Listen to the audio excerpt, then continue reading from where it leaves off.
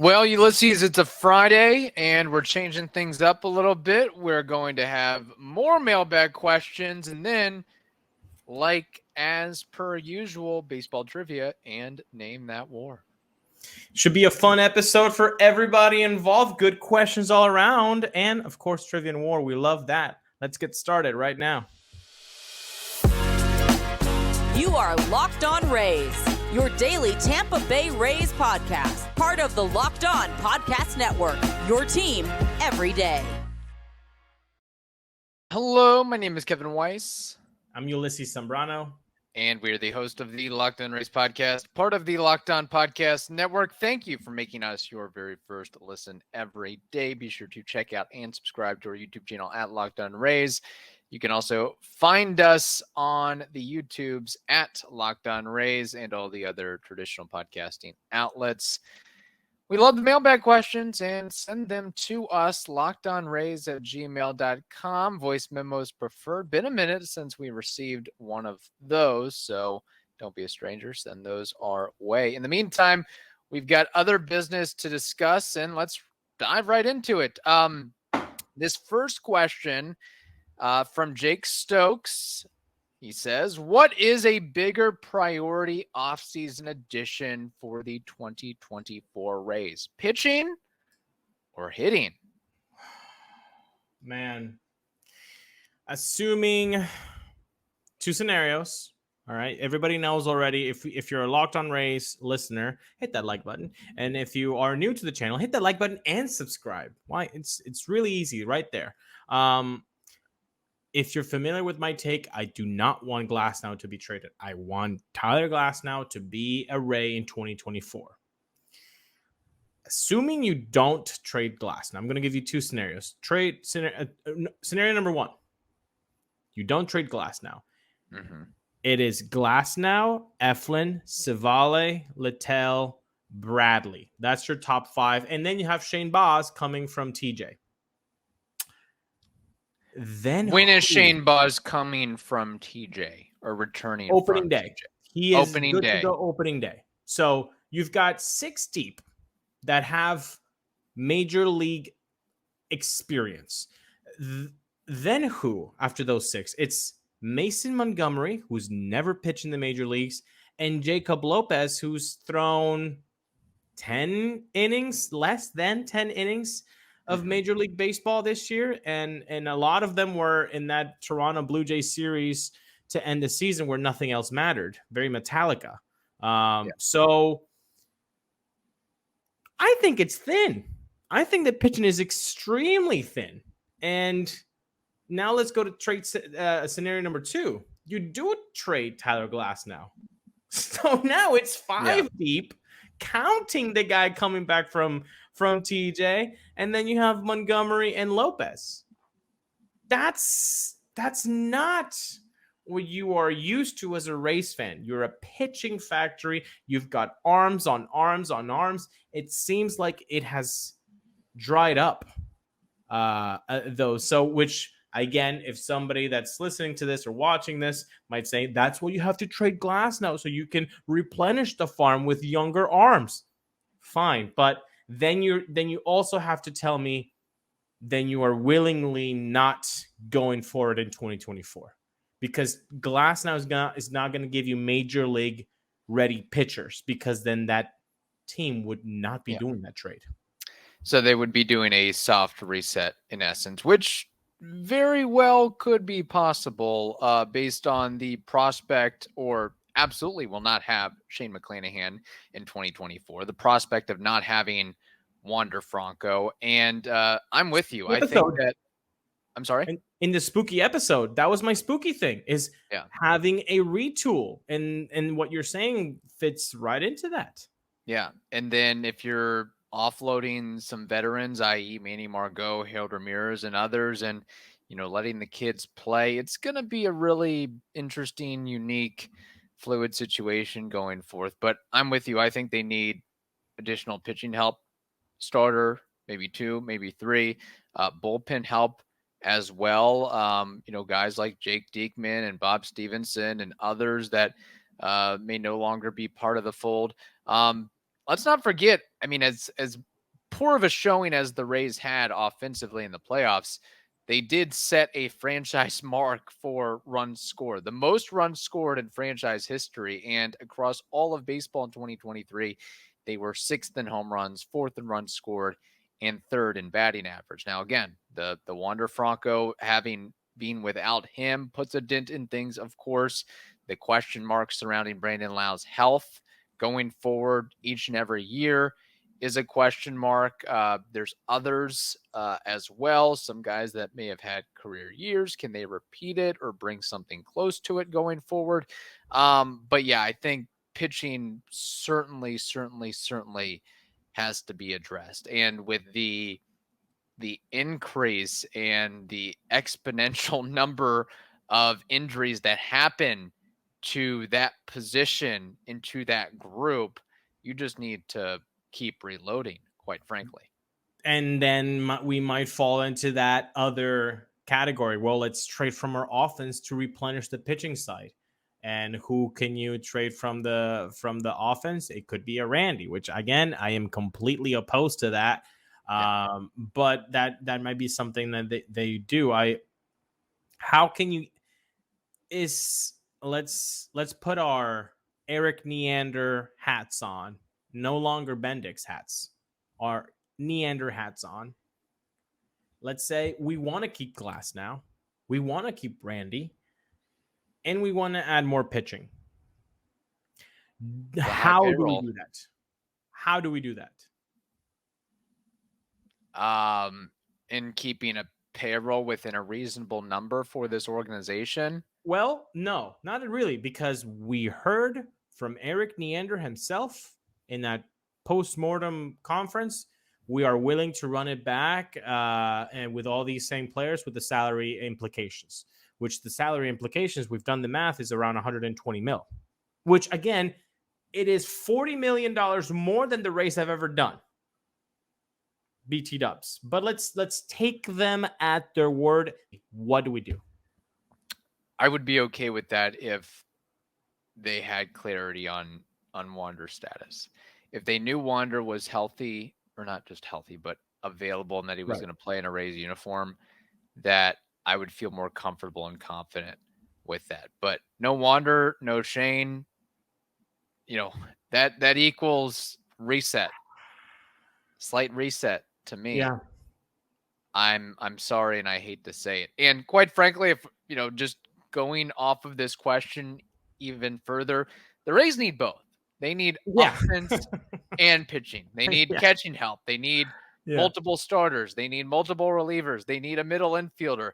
They need to find a way to do all that while keeping the salaries in check and the payroll in check. While they may have said, yeah, we could maybe have a payroll of $120 million. I'll believe it when I see it. I'm still not too confident or keen on the idea of them having a payroll of 9 figures or greater in 2024. Maybe when the new stadium opens up in 2028, that is when that happens, but I don't think this is the year for that. How about, let me just make it a little bit more happy-go-lucky here. Wander Franco is back in the picture. Allegations, not true. Mm-hmm. Boom, you have your star 6-WAR, 7-WAR player back. And you know this before spring training starts. Yes. Now, your biggest needs are starting pitching. Your bullpen lost 3 very good pieces. For all the talk that were like, the bullpen is fine after Diekman, Stevenson, fine. Those guys are gone. Yeah. So you got to replenish those 2 guys. Mm-hmm. Catching depth. Are we going now with Logan Driscoll and Rene Pinto? Because Alex Jackson, those 3 guys, whoever, Pinto might get the lead there, but it's between Jackson and Driscoll for the spring training gig. I don't know. Maybe you put another Charlie Culberson type veteran player that has been there, done that. Right. It's a lot. It's a lot to do. Yeah. No, there's a lot of work to be done. And they also have to hire a general manager. Even with Wander back in the picture, that's my point. It's a lot to be done. even with Wander back. Yeah. So it's gonna be interesting, like I said. So we have more questions to get to, or one more question to get to before baseball trivia name that war. But first, Ulises, we have to tell the audience something very important. Yes, we do. And that is that if you are on extended travel or you're bracing for a major weather event or limited by yet another supply shortage that we have all now lived through, unfortunately, you can be covered anytime that you want. Thanks to our partners at Jase Medical. They have life-saving antibiotics and a long list of daily medications that can be ordered in a 1-year supply. You heard me right. That's a 1-year supply. Even ED generics for Cialis, Viagra, and others.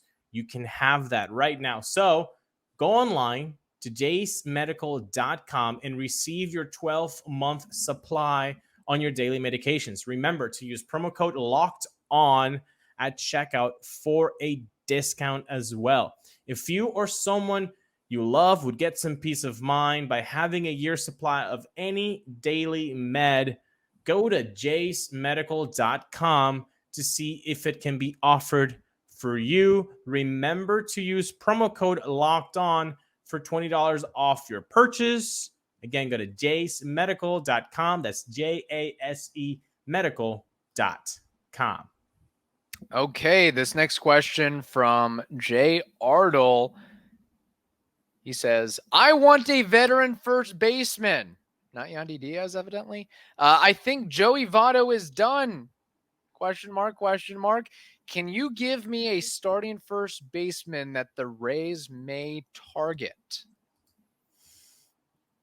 I can tell you that I would love the idea of having a Joey Votto wearing a Rays uniform. Who wrote this to us, by the way? Jay Ardell.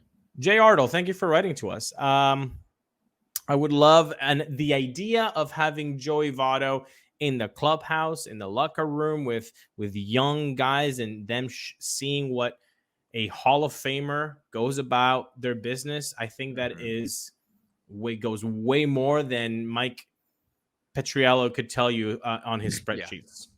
That doesn't get illuminated through Baseball Savant. Is veteran factor, winning factor, leadership factor, go about your business factor, set by example factor. That's not. There's no module for that yet, anyway. And if you don't think that's actually a thing in clubhouses, well, you can ask any other former player and they will tell you that you're wrong. And also then just go to your daily life, in your daily job. Were you taught correctly what you do right now? Were the people around you supportive? Did they let you ask questions? Did they answer them in a nice way? Were they able to guide you? Did you learn from them? Are you better in your role because of that? Do you like being around them, and do you work collaboratively with them and work through ideas and scenarios together and just overall enjoy being in the company of that individual or multiple individuals? Makes a difference. Makes a ton of difference. And if you still don't think that it makes a difference, well, I'm sorry that you are probably in 3rd grade. It'll get better. It'll get better. You'll learn. I promise you, it'll get better. So that's the idea of Joey Votto is like, oh my gosh, yes.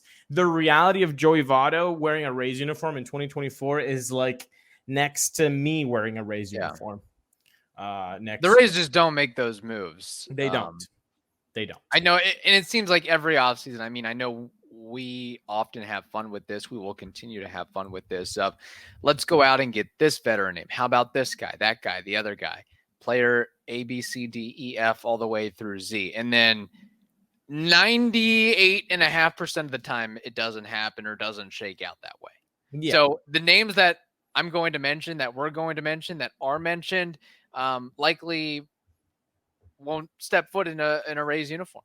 Yeah, no, they're not. And so I can tell you that Joey Votto, if you guys don't know, he's Canadian. So the Toronto Blue Jays might be in play, right? Because Brendan Belt was only there for a year contract, so that could be an option. Yeah, I see Joey Votto going. Well, I guess he also wants to win a title and go where he can contend, and he may or may not care about how much playing time he gives. He just wants to win that ring. But I could also see it in a different angle of a young up and coming team, which, the Blue Jays may qualify, but a team that is trying to get their chemistry right and trying to have, they're a losing team, but they need to bring in somebody that can kind of offer some solid gospel to the guys that they're hoping is the future of the organization, be it the Royals or the Nationals or something like that. That's assuming that Joey Votto has no other options out there.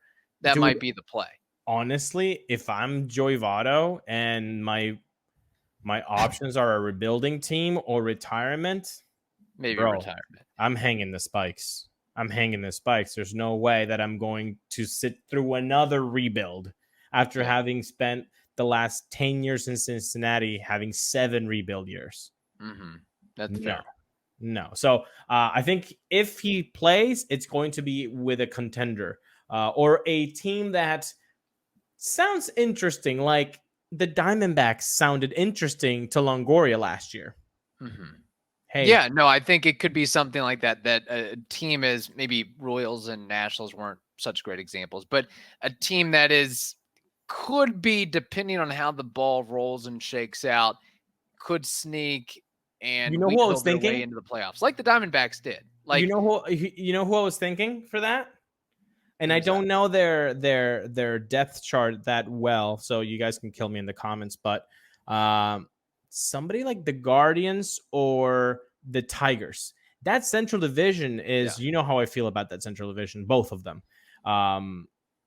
That could be an option. I can see the Tigers going far enough that they can, sneak in there for that title. I can see they did kind of stay alive for a while and even made a little bit of other people nervous there with the Twins and the Guardians. The Guardians also could make a move for the Twins in that. Heck, the Twins themselves.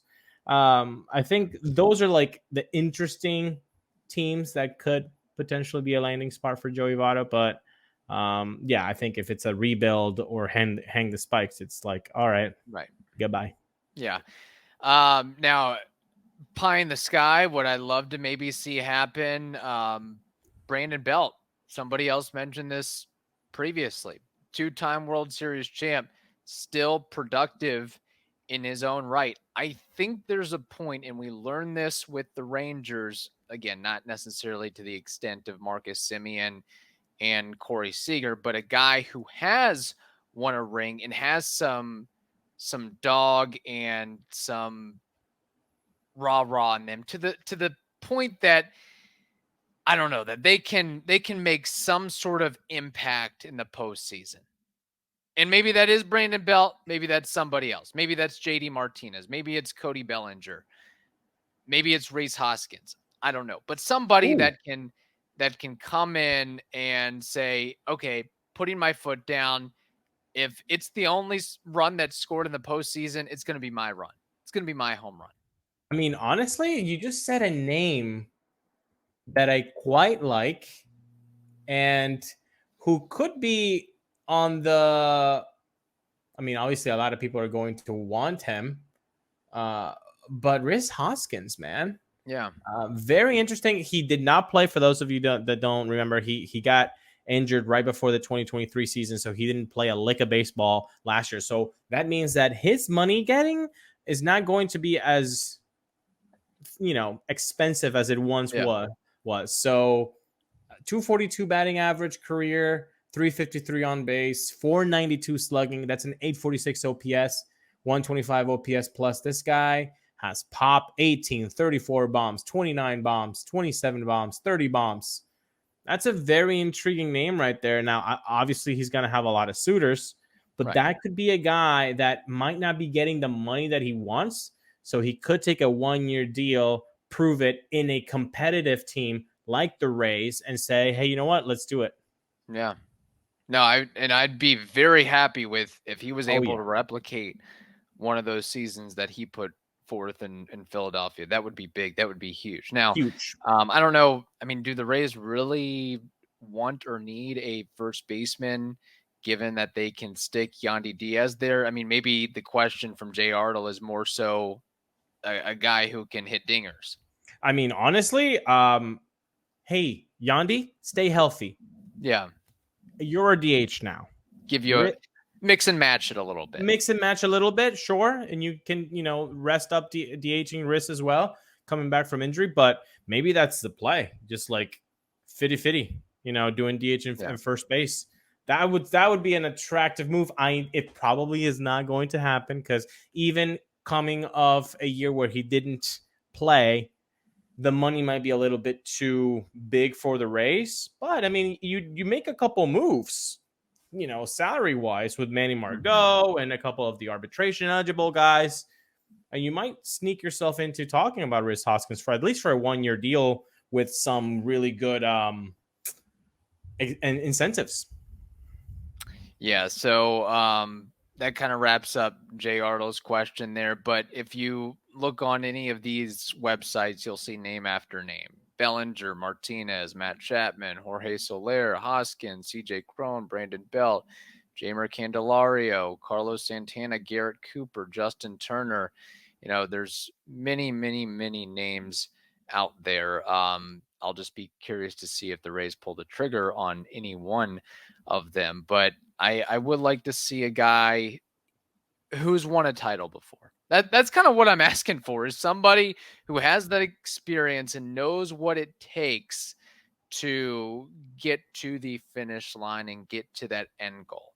So you want a ring. That guy would make the difference in the Rays getting to that end goal, but at least can impart some of that wisdom and maybe make some sort of impact in the postseason. A guy that's not going to shy away from the moment.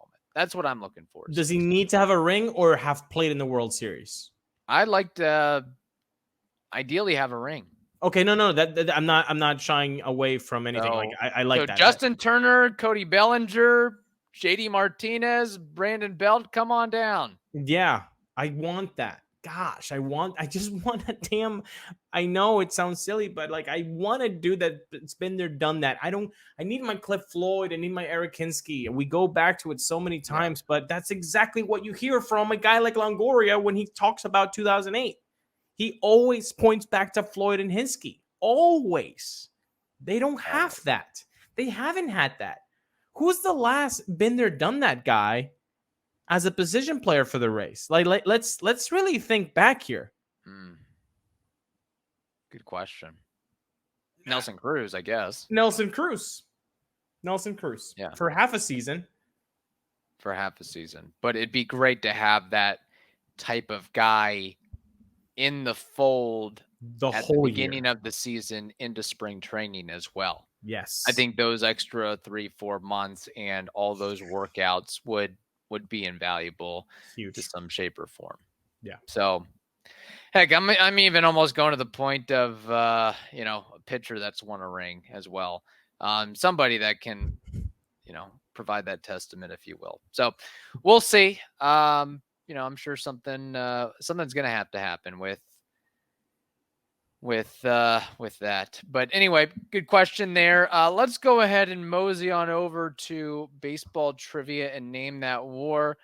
My question is kind of timely and relevant to the discussion that we had. Of course, we know that Pete Bendix has taken the role as what's the title that he now has? He's no longer general manager. He's president of baseball operations, I believe, with the Marlins. Pobo with the Marlins. And we're talking about guys that can swing it, guys that can slug it, guys that can knock out a home run or two. Well, in front of me, I have a list of guys who did that in a Marlins uniform. The 10 guys, the 10 most prolific home run hitters in a Marlins uniform range from 104 dingers to 267 dingers. I want 5 of the 10 names on this all-time Marlins home run list. Jose Miguel Cabrera. He is number 5, smack dab in the middle at 138. honestly one of the best biceps arms I've ever seen in a baseball field. Google him if you're too young. Dan Uggla. Dan Uggla, Louisville native. No way. Yeah. Oh, nice. From Did you Louisville. see him play ever? No, never saw him play. Okay. Number 2 on this list with 154. He was able to leverage that into a big contract with the Braves, and then kind of fell apart towards the end there. But yeah, talk about power hitting second baseman. We talk about Brandon Lau all the time. Dan Uggla is a throwback to all of that, and very well built as well. So good guess there. The artist formerly known as Mike Stanton, now Giancarlo Stanton. Number 1 on this list with 267. As an aside, will Giancarlo Stanton be in the Hall of Fame? It would be a travesty to see Stanton in the Hall of Fame if the trajectory that he has been on for the last year and a half keeps going. Okay, that's fair. I need a guy like Andrew Jones to be in before Stanton. Yeah. Okay. You're not lying about Dan Uggla's arms. Really not just his biceps, but his forearms. Oh, dude, my goodness. Just this whole thing was just like Popeye made real. Yeah, he's literally Popeye. Might need to check out his workout regimen. Yeah, and if it was the 90s or the very early thousands, I might have some questions. I think part of it too is just his stocky build. I think he just has very short arms in general, so that probably does help him to some extent, as opposed to, you know, a long, lanky dude like Kyle Tucker or something like that. Yeah. Okay. Let's throw our first. Let's see what happens here. Gary Sheffield. That would be correct. Number 7 on this list with 122. I need one more nombre. Oh man, this is easy. Hanley Ramirez. Hanley Ramirez, one of my favorite players to watch. He is on this list. Number 3 with 148. Can I get one more just for fun? Sure, keep going. Christian Yelich. Strike 1. Okay. All right, Okay. I quit now. So, yeah. Talk about opposite builds. Christian Yelich versus Dan Uggla, which Dan Uggla, he's almost like a cross between Tim Tebow and Kevin Kiermaier. If you morph those two faces and maybe bodies together, might spit out Dan Uggla. Not bad. He's jacked Kiermaier. That's kind of what he is, in a way, when he's got the grown facial hair out. Yeah. All right, so the other names on this list, Stanton, number 1, Uggla, 2, Hanley, 3, Mike Lowell, number 4, Miggy, 5, Derek Lee, number 6, Sheffield, 7, Mr. Marlin, number 8, Jeff Conine, number 9, we've mentioned him already in this episode, Cliff Floyd with 110, and then, can't forget about this dude, I think underrated, Preston Wilson with 104. What a name from the past. That's a good list, man. That's a good list. Yeah. Figured I'd bring it up. Yeah. All right. Name that trivia, or baseball trivia. Name that trivia. Oh my gosh. No, not baseball trivia. Woo! We are on Name That War. It's been a long day, folks. It has been a long day. If you've been with us on Wednesday, if you've been on with us on Wednesday and Thursday episodes and you watch on YouTube, you probably know why it's been a long day. Yeah. For Name That War, if you've never watched this part of the segment, is when we take a name from the past and we try to guess, just using our baseball archive mind, to guess the career war of this player from the past according to Baseball Reference. And today's player from the past played for the Minnesota Twins, among other teams, and his name is Jase Kubel. What is Jase Kubel's career war according to BREF? Jason Kubel. Yes. I need a little recall here. Can you Okay. spell that last name for me? Kubel. Jason Kubel. Yes. I don't know why I'm getting him mixed up with like Corey Koski or something to that effect. Jason Kubel. Yes. Oof. Can you tell me how long he played in a Twins career, or is that kind of giving it away? Twins career, he played 8 years. Okay. Gives me a decent enough benchmark. So he probably has his pension. I mean, I think he was a solid player. I don't know if he ever made an all-star appearance, but I would have to say, and quite frankly, I can't recall if he played infield or outfield.